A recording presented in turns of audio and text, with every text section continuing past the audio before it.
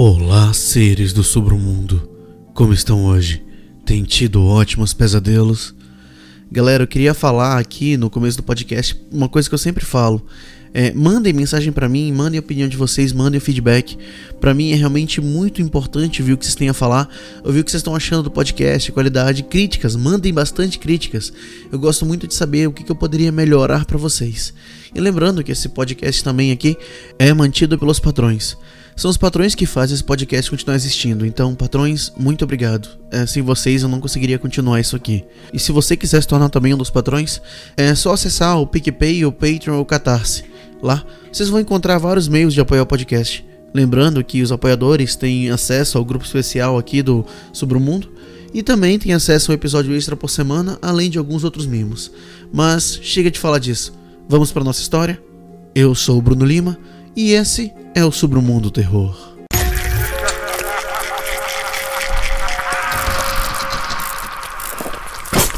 Submundo Terror.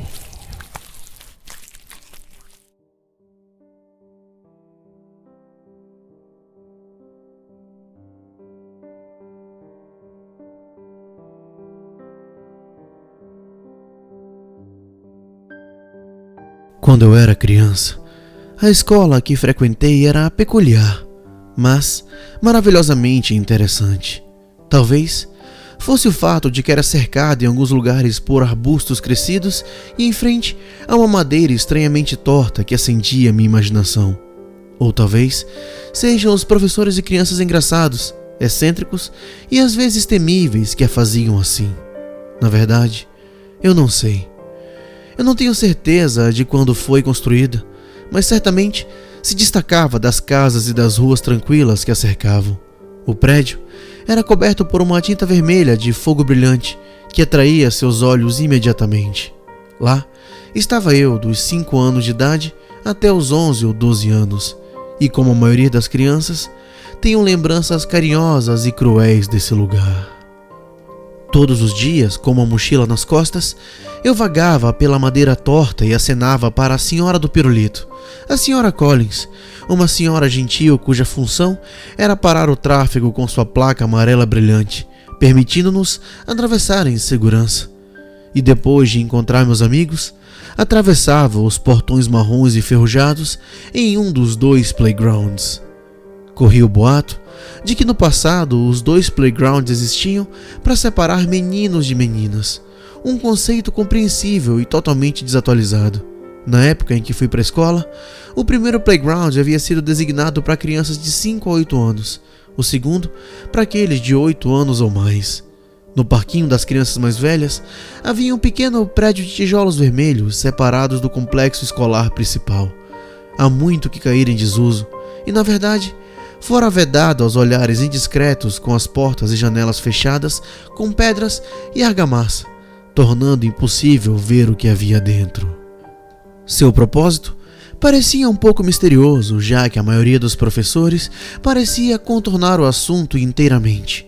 Mas é claro que as histórias se espalharam entre a imaginação selvagem das crianças e na minha escola, esse gosto por contos bizarros de tragédias e lugares proibidas muitas vezes levou a rumores e sussurros bizarros, particularmente relativos ao edifício lacrado. A obscuridade é um terreno fértil para as ruminações fantásticas da juventude.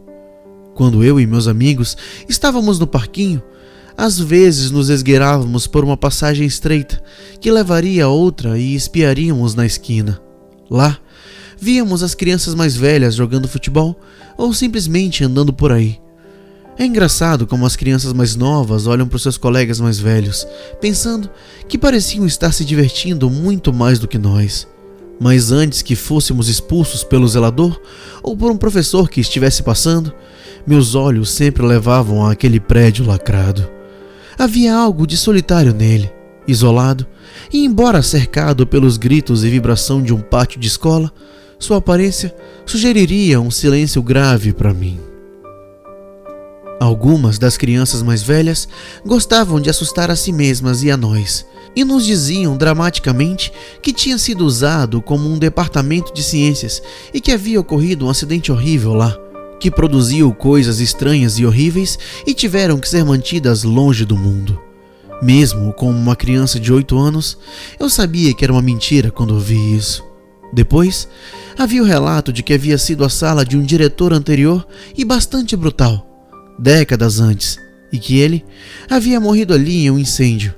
Seu fantasma, obviamente, não assombrava o lugar, e era melhor que o velho vingativo estivesse contido ali, fumegando em sua mesa, enquanto as crianças se divertiam e brincavam por perto. De novo, outra lorota. Houve, no entanto, um relato do motivo pelo qual o lugar havia sido abandonado que me parecia plausível.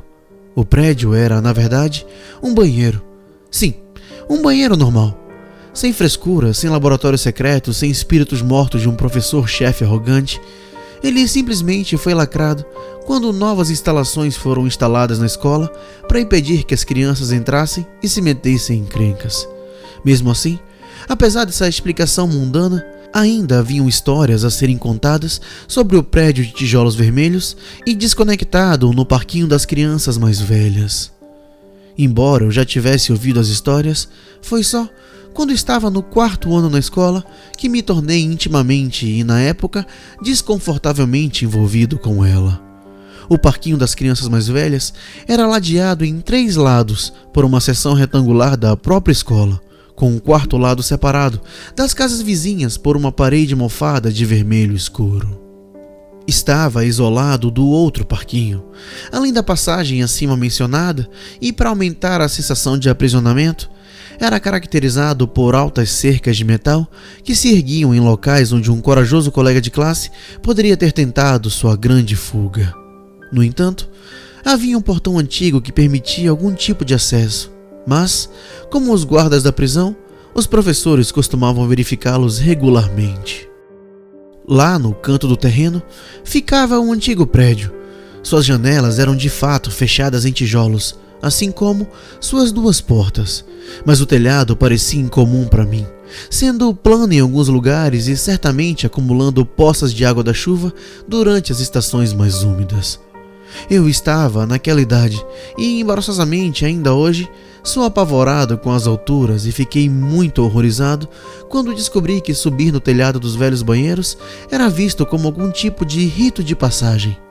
Não me entendam mal, não fomos forçados a subir lá, mas as crianças podem ser cruéis e quando alguém novo naquele playground mostra fraqueza ou medo, isso geralmente resultava em algumas perseguições e bullying. Nas semanas seguintes, observei como cada um dos meus amigos subia no telhado quando a oportunidade se apresentava, balançando as pernas para os lados indiferente, uma vez lá em cima, um por um, reivindicando seu direito de estar no parquinho mais velho, enquanto eu sucumbia a cada vez mais provocações sobre meu medo e covardia. Várias vezes uma bola era chutada acidentalmente para o telhado e meus colegas de classe se viravam para mim para recuperá-la. Em algumas ocasiões, cheguei até a subir pela lateral de um cano velho, longe o suficiente para estender a mão para cima e tocar a superfície do telhado. No entanto, a cada vez eu falhava. O medo tomava conta de mim, e a cada admissão de derrota, o xingamento e o constrangimento se intensificavam. Posso rastrear um pequeno aspecto curioso e provavelmente prejudicial de minha personalidade até aquela época. Veja, o fracasso na frente de estranhos até hoje não me incomoda, mas amigos, família e até conhecidos, a própria ideia me faz suar frio. Mais tarde na vida, segui o caminho estereotipado de perseguir a fama quando adolescente e não teria nenhum problema em tocar em bandas na frente de pessoas que eu não conhecia. Mas coloque um rosto familiar no público e meus nervos tomavam conta. As apostas do fracasso seriam aumentadas muito mais altas, pelo menos em minha mente. Por isso, eu escolhi um momento estranho para realmente enfrentar meu medo.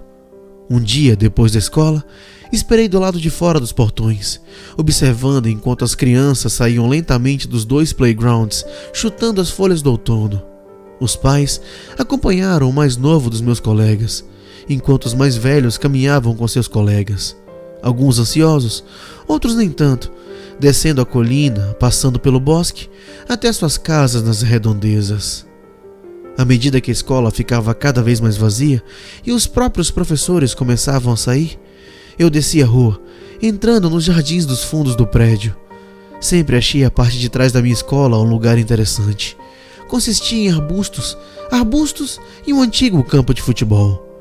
Nossos professores nunca pareciam usar a área para nada, e éramos ativamente encorajados a nos manter afastados dela.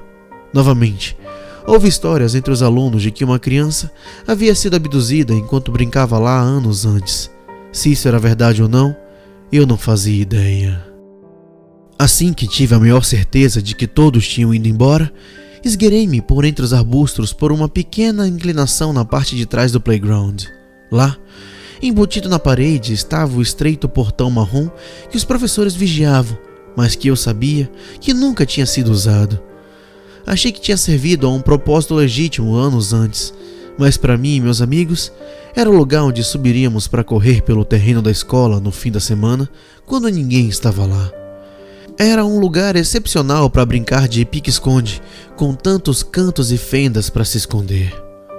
Por mais cauteloso que eu fosse, eu queria realmente tentar subir no telhado dos antigos banheiros. Na minha cabeça, de 8 anos de idade, eu tinha visões de esgueirar-me até lá pela manhã e surpreender meus amigos, ou correr até lá para heroicamente recuperar uma bola de alguma menina. Na infância, pensamos que aqueles ao nosso redor realmente se importam com nossas ações, mas na verdade, eles têm pouca importância para ninguém além de nós mesmos.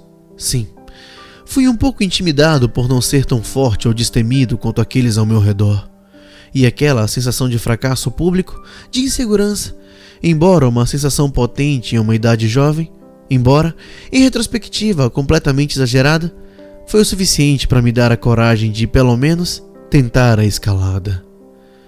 Pensei em pedir a um dos meus amigos que se juntasse a mim, porque estava nervoso com a possibilidade de um professor ainda estar lá, de que eu teria problemas, e por isso precisava de uma vigilância.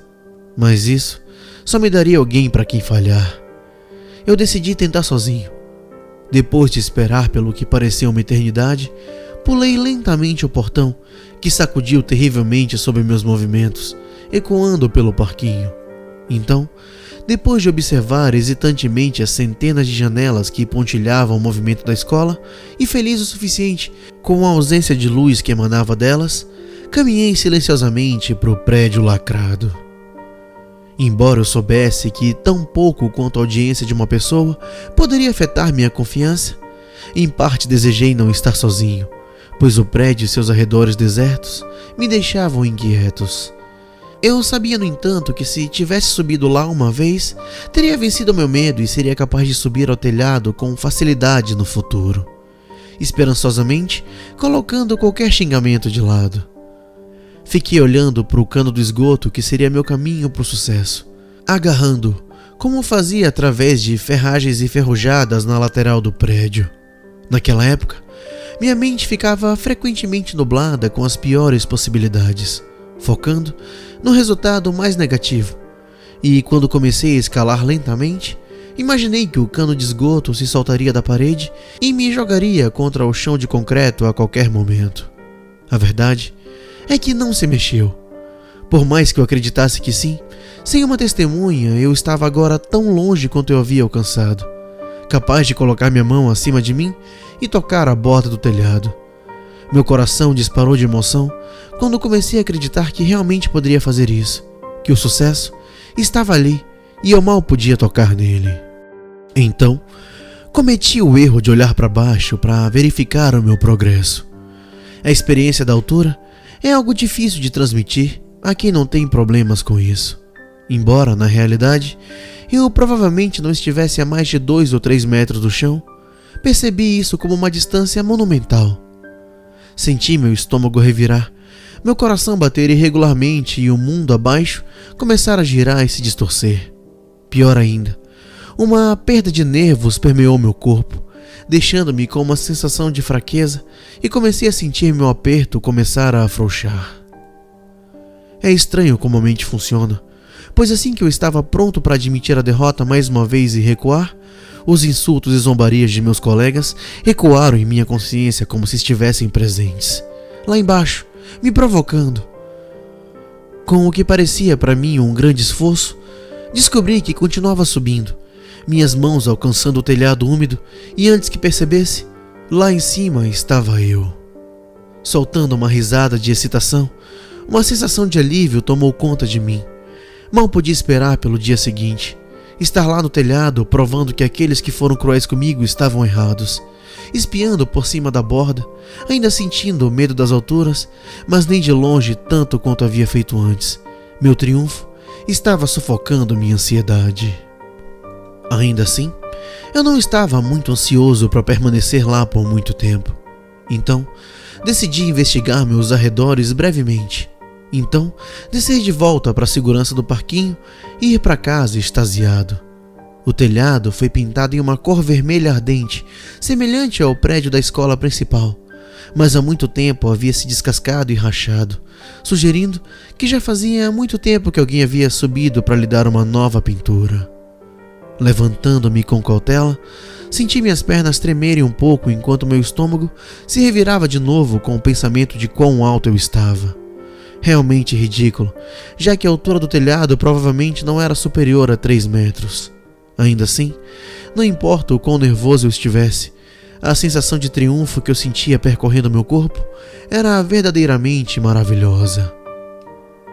Andei devagar de um lado ao outro do telhado, tomando cuidado para não tropeçar.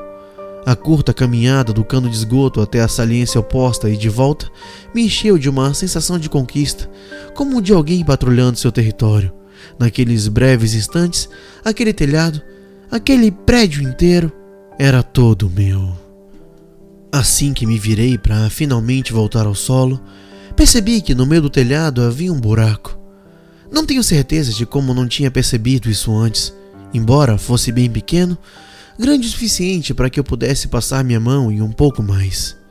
Curioso, dei alguns passos cuidadosos e me ajoelhei para olhar mais de perto. Sim, havia um buraco, e a luz do céu noturno passou direto por ele, iluminando o que estava lá dentro. Coloquei meu olho o mais perto possível da abertura, sem bloquear a luz, e fiquei surpreso com o que vi. Lá embaixo, na escuridão, como uma tumba perfeitamente preservada, o antigo ladrilho branco permaneceu intacto. Eu podia ver as pias onde os alunos, anos atrás, lavavam as mãos ou jogavam água uns nos outros para se divertir. E 3 cubículos, com portas fortes em marrom escuro, como se ainda estivessem sendo usadas. O ar lá dentro estava tingido de poeira e idade, mas se alguém tivesse me dito que o prédio tinha sido selado apenas no dia anterior, eu teria acreditado, exceto por uma coisa: uma camada de água estagnada que cobria o chão, sem dúvida, se acumulando ali por causa da chuva pingando pela abertura do telhado. Então, percebi um cheiro forte, um que deixou meus olhos ardendo um pouco e meu humor apreensivo. Sim, não havia dúvida, alguém estava fumando um cigarro por perto. Meu coração afundou, enquanto eu estava ali, imóvel, me amaldiçoando por demorar muito no telhado, para comemorar minha vitória. Um professor ou talvez um zelador deve ter ficado para trás para trabalhar até a tarde, e provavelmente estava no parquinho abaixo. Achei que deviam estar perto, pois a fumaça tinha um cheiro forte e opressor. Fiquei deitado enrolado no concreto frio e úmido, esperando que quem quer que estivesse lá fosse embora. A fumaça agora era quase cáustica, parecia estar ganhando força e várias vezes tive que prender a respiração com medo de tossir e ser pego. Não creio que exagerei quando digo que fiquei imóvel por meia hora, mas demorei todo esse tempo para fazer uma observação simples, mas inquietante. Embora eu pudesse sentir o cheiro da fumaça, na verdade sentido como se estivesse inalando tanto quanto o próprio fumante invisível, eu não conseguia ver. Eu esperava ter visto a fumaça subir e passar pelo telhado, mas nem mesmo o menor vestígio era evidente. O céu de outono estava escurecendo, e eu fiquei frustrado quando a pedra fria e úmida abaixo de mim enviou calafrios pelo meu corpo. Desejando nunca ter subido lá em primeiro lugar, senti que a fome se aproximava, e sabia que agora meus pais estariam preocupados comigo. Eu me convenci de que poderia pelo menos mergulhar minha cabeça na beirada do telhado e dar uma olhada rápida para ver quem estava lá. Talvez, se eles estivessem do outro lado do quintal, eu pudesse descer sem ser visto. Eu deslizei pelo telhado o mais silenciosamente que pude e lentamente olhei para baixo, certificando-me de não fazer nenhum barulho. Não havia ninguém lá. O parquinho estava vazio e as janelas escuras do prédio principal da escola pareciam tão vazias quanto antes. No entanto, o cheiro e o gosto da fumaça do cigarro ainda enchiam minhas investidas e ardiam em meus olhos. Então, eu testemunhei algo que me enraizou no lugar. Um único fio de fumaça ondulante subiu pelo buraco no telhado. Alguém estava lá embaixo. Alguém estava dentro daquela sala abaixo de mim. Isso parecia impossível. Pelo que eu sabia, não havia como entrar. O prédio fora perfeitamente isolado do mundo exterior. Mas lá estava, uma baforada de fumaça de cigarro que escapou primeiro da boca de alguém invisível lá embaixo, e em seguida, pelo buraco no telhado até onde eu estava deitado. Meu triunfo de finalmente enfrentar meu medo de altura parecia uma memória distante, e agora, tudo o que eu conseguia pensar era em descer daquele telhado em segurança lá embaixo. Mas o buraco ficava entre mim e o cano de esgoto, e a curiosidade sendo tão impressionante como qualquer outra, decidi dar uma olhada rápida para dentro antes de escapar silenciosamente e deixar o prédio para trás. Quando eu me aproximei da abertura, o cheiro de fumaça ficou ainda mais forte, e quando olhei para dentro, o pensamento de não olhe filtrou-se em minha mente.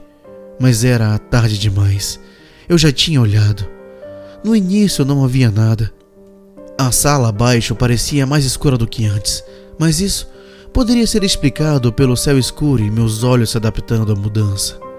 O que não pode ser explicado foi o barulho que veio de lá de dentro. A princípio, parecia indistinto e incerto. Então, gradualmente tomou forma, para mim, soando como alguém sufocando. Sorri para mim mesmo, pensando que provavelmente era a fumaça do cigarro e que talvez alguns garotos locais tivessem uma toca lá. Mas, de repente, na escuridão, meus olhos foram atraídos para um dos cubículos. Sua porta estava fechada. Inclinei minha cabeça para mais perto do buraco, mas meu ângulo de visão envolvia o interior da inspeção. À medida que o som de sufocamento aumentava, também aumentava o cheiro de fumaça. Então, som e cheiro foram unidos por algo que gelou minha alma. Entrei em pânico e soltei um grito quando a porta estremeceu com o impacto de alguém chutando violentamente do outro lado. A fumaça agora enchia meus pulmões e enquanto meus olhos lacrimejavam, eu mal conseguia ver nada dentro e fora do prédio. Então, ele parou. O som de engasgo havia desaparecido e o cheiro de fumaça simplesmente sumiu com ele. Por um momento, comecei a pensar que havia imaginado tudo. Eu ofeguei por ar, puxando profundamente em meus pulmões, e apenas para o terror me levar mais uma vez. No silêncio escuro, na sala fria, úmida e esquecida lá embaixo, o som de passos na água encheu o ar. Então, a porta do cubículo começou lentamente a se abrir. Eu não posso dizer inteiramente o que aconteceu depois disso. Acredito que bloqueei muito disso da minha memória. Aparentemente, o diretor, um homem intimidante, mas gentil chamado Sr. McKay, estava em seu escritório trabalhando até tarde do outro lado do prédio. Quando ele foi perturbado pelo som de meus gritos, ele correu para fora e me encontrou no telhado enrolado como uma bola, paralisado de medo, soluçando. Depois de algumas palavras tranquilizadoras, ele me ajudou a descer e me levou para o seu escritório, onde mais uma vez garantiu que eu estava seguro e ligou para os meus pais virem me buscar. Confiei no Sr. McKay implicitamente e enquanto lutava contra as lágrimas, descrevi tudo o que tinha acontecido. O telhado, a fumaça, o cubículo. Enquanto eu contava a minha história, o sangue sumiu do rosto do meu diretor. Há muito tempo penso no que ele me disse naquele escritório depois de ouvir o meu relato.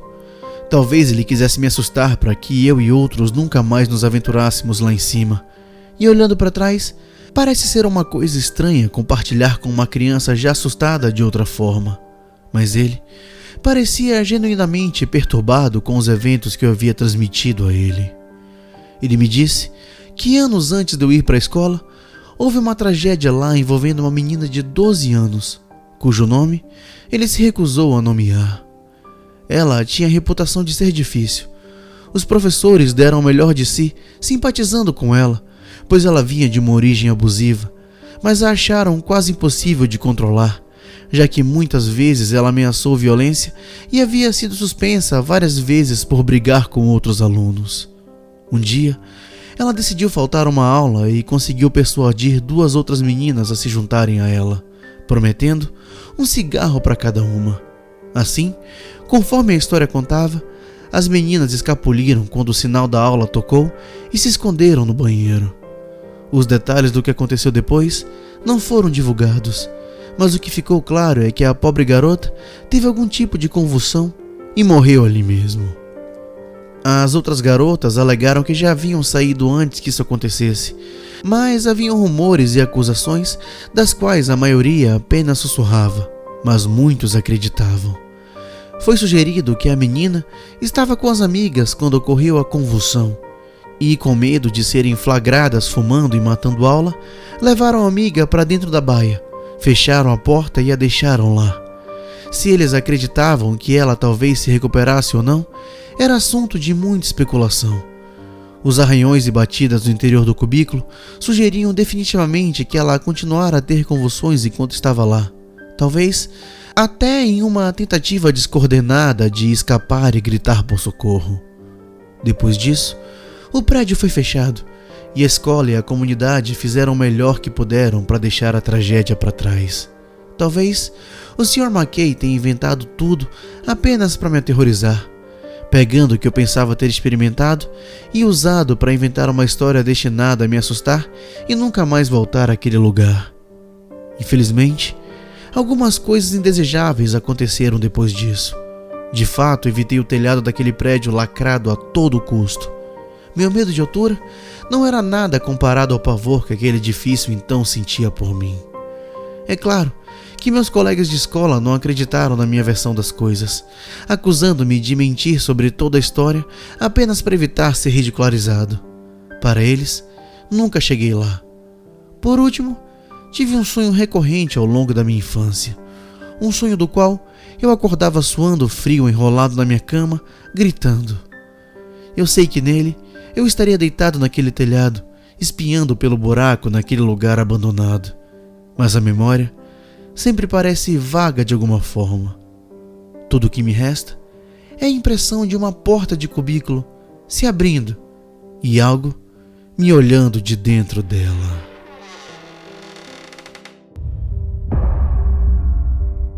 Gostaram da história, seres do submundo?